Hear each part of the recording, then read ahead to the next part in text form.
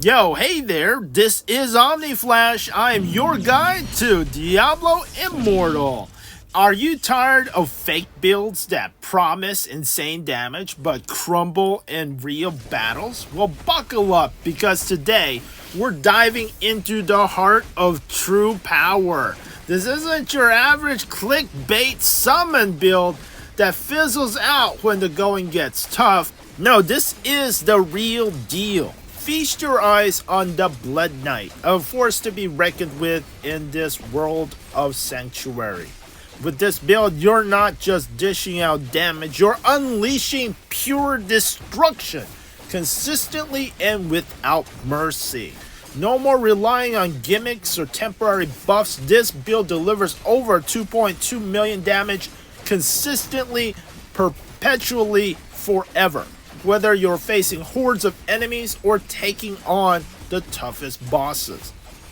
This is the best damage build. This is the build I used to get the first clear of Challenge Rift 500. This is the build that I used to get the first clear soloing Gauntlet 5. Alright, the first skill that you're going to be using is Siphon. Siphon's amazing, especially the Horns of Hexed Hat. You need Horns of Hexed Hat to make it a special type of Siphon. A Siphon that will just go with you wherever you are. You will be killing your enemies as well as sucking their HP. This Life Leech will keep you healthy, keeping you able to stand close to the enemy and deal maximum damage. Next, you will need the Broken Corsica main hand. This will allow your Siphon to deal even more damage. As your enemies are hit by Siphon after being hit 3 times, they take a lot of damage. Next, you will need the Layered Aims chest piece, which is the chest piece of awesomeness. This allows your Shroud of Night to empower you and your nearby allies, making it so that your powerful main attacks will deal extra damage after hitting your enemy 5 times. Remember, if you are not solo and you are in a party, be sure to stand nearby your highest DPS. This will empower them and not just you alone. Next, you will need the powerful shoulders called Torture and Torment. This will summon bats that will attack your enemies whenever you use your Shadow's Edge primary attack. Using the Tortured and Torment shoulders, it provides the bat form that does the most damage per second. The next skill you will need will be Mephitic Cloud. Mephitic Cloud is an excellent defensive plus offensive skill. With Mephitic Cloud, all of your enemies will be confused while in the cloud, and they will attack each other and not attack you. A superb, great skill to keep you alive and keep your teammates alive. Also, you will be using the Night Flare Pants. With the Night Flare Pants, your attack and movement speed will be increased when inside your Mephitic Cloud. To further enhance your primary attack damage, you will be using Cruel Vendetta. Cruel Vendetta will make your Shadow's Edge attack even stronger by 38%. Remember, with the Shadow's Edge attack, it is a long-range attack, but the closer you are to the enemy, the more damage you will be dealing. What makes the Blood Knight's primary attack so powerful is that we will be using 3 different weapons to enhance this primary Shadow Edge attack. The next one will be called the Moon Call. The Moon Call is an offhand. Shadow Edge also increases your primary attack by 10% for 2 seconds, stacking up to 3 times for a total of 30% increased attack speed. The third weapon, which actually would be swapped off if you're using this in a Challenge Rift, I'll recommend using Mercy's Plight for the boss, and also use this for the bosses in Gauntlet and also in raids.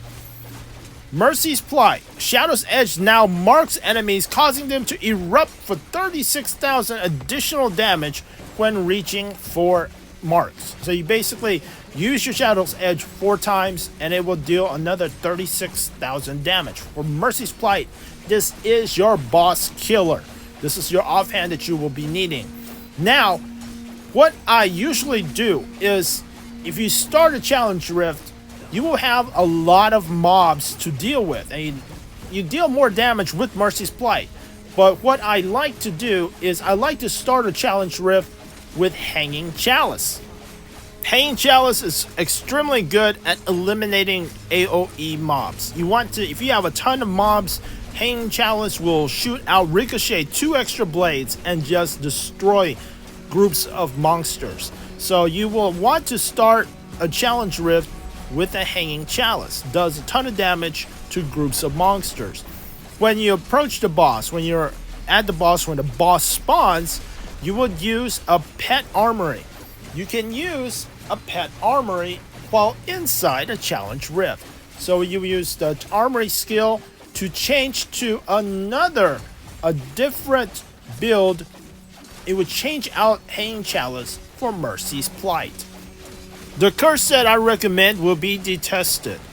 Detested 6-piece set is what you will need. It will create a dark void below your enemies for 6 seconds, which will cause extra damage, 24% extra damage while they remain in the area. Additionally, damage dealt to enemies in the void will increase by 12%. The green items you will want would be 4 set of Vithu's Urges. 4 set of Vithu's Urges makes all of your buffs longer. For example, you know, Siphon, your Bat Form, all of your buffs. Everything except for Mephitic Cloud will last longer. Also, whenever you use your skills, your buffs, it will also make you attack 30% faster. So you definitely need 4-piece Vithu's Urges. Your other 4 set pieces will be 4 pieces of Banquet of Eyes. Banquet of Eyes will increase all damage you deal by 15%. Plus, also, you will get crit hit chance increases for every continual damage effect you inflict upon your enemies. This is especially effective if you have several types of gems that will cause continual damage. For example, if you have Viper's Bite, if you have Seeping Bile, if you have Everlasting Torment, these gems will cause extra continual damage and will also increase your crit chance with the 4 pieces of Banquet of Eyes. Now, I don't have the best legendary gems. I did recommend that you get Viper's Bite, Seeping Bile, and Everlasting Torment. Now, another gem that goes with that perfectly would be the Pain Class. Pain Class is a 2-star Pain Class. You have like deal additional 24% damage. I do recommend to have a nice Blood-Soaked Jade, Mother's Lament. You will also need Bottled Hope. I really like Starfire. Those are the gems I would recommend. Those are the best gems, in my opinion, for pure damage. Also recommend that you get crit hit chance. You need lots of crit hit chance on your shoulders, on your hat, on all 4 weapons.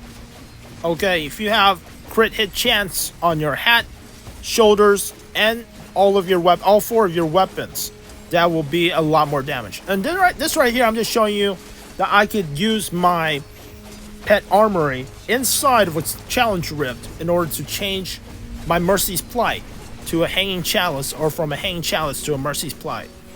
Well, that's it. Thanks for watching. This is the ultimate Blood Knight damage build.